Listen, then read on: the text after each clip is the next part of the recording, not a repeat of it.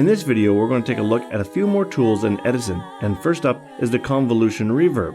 A convolution reverb is a unique style of reverb where that it uses a special recording called an impulse to capture the natural reverberation of a real space.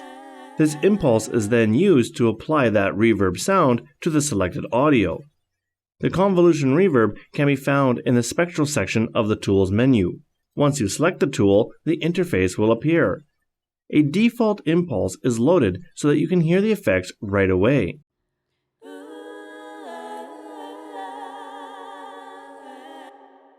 The delay parameter adjusts the delay between the onset of the reverb and the source wave.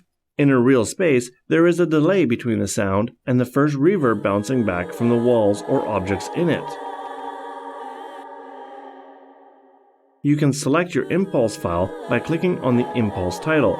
Upon doing so, a File Open dialog will appear where you can navigate to your desired impulse file. Use the dry and wet controls to adjust the balance between the processed and unprocessed audio.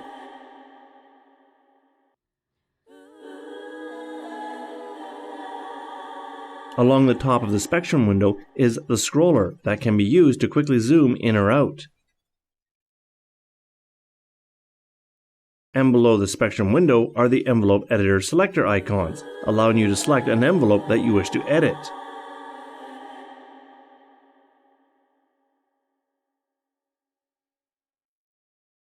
Once you have the reverb sound the way you like, you can click on the Accept button or close the dialog window to exit without applying the reverb.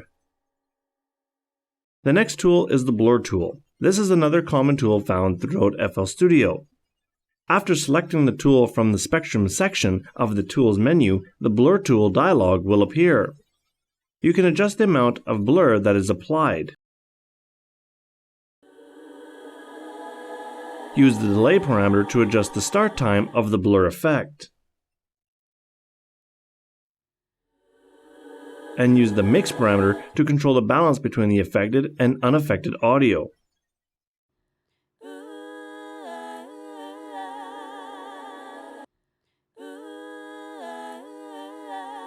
Next, use the envelope to adjust the shape of the blur over time.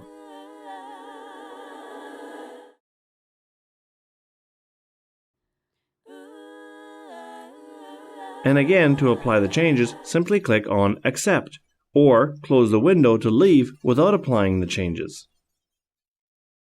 The last processing tool we'll look at in the Spectrum section is the Equalize tool, and like the previous tools, selecting it from the menu will open the Equalize dialog box. Equalizers are used to change the relative balance of frequencies in audio. However, unlike most traditional EQs that use knobs and sliders, the EQ tool uses an envelope.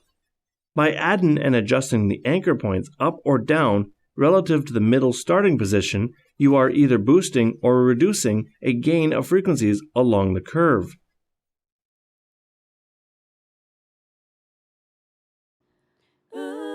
Changes made to the left side of the window will affect the lower frequencies, and changes made to the right will affect the higher frequencies, as you can see from the axis label measured in Hertz, or Hz for short.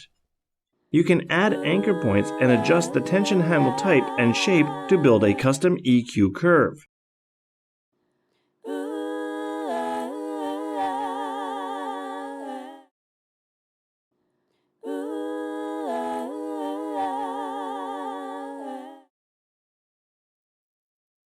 The Cleanup or Denoise tool is used to remove unwanted noise that may be present in your audio.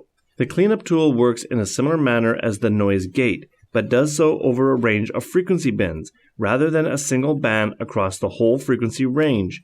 The first step is to find and analyze a section of the noise only, so that the tool knows what the unwanted noise sounds like. To do this, select an area of the noise from your file. Next, open the processor from the Tools menu. Now click on the green button labeled Acquire Noise Profile. The window will automatically close, however, it does capture and analyze the noise. Now deselect your noise selection and select the processor once again from the Tools menu. The green line represents the noise profile.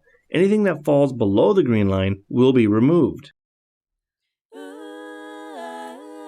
Enabling the output noise only option, you can hear only the audio that is being removed, which is great for auditioning what exactly is being removed. Editing the envelope will allow you to adjust the noise profile threshold. You can use the envelope to further tweak the shape of the noise profile. Use the threshold control to raise or lower the noise profile threshold levels. Use the amount parameter to adjust the amount of noise reduction.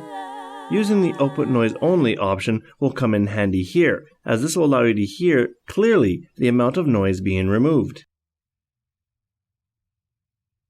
Finally, click on Accept to apply the changes, or close the window to exit without doing so. So, in this video, we took a look at the convolution reverb, the blur, the EQ, and cleanup tools. In the next video, we're going to look at editing and working with envelopes.